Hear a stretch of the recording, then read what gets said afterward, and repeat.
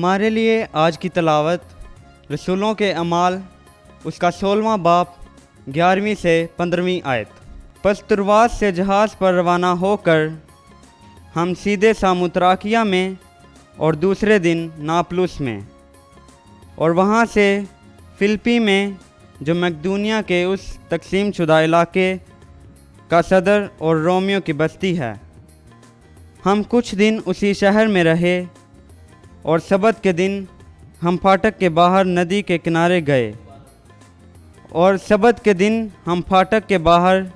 के किनारे गए जहाँ समझे कि ये जाए इबादत होगी, और बैठकर उन औरतों से जो इकट्ठी हुई थीं बातें करने लगे। और त्यातीरा शहर की लूदिया नामी एक खुदा परस्त औरत अर्गवान फरोश भी सुनती थी।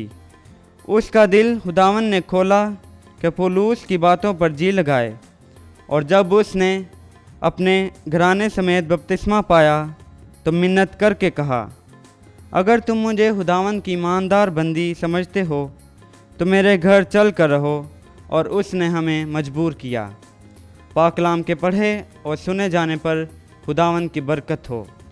खुदावन का शुक्र हो।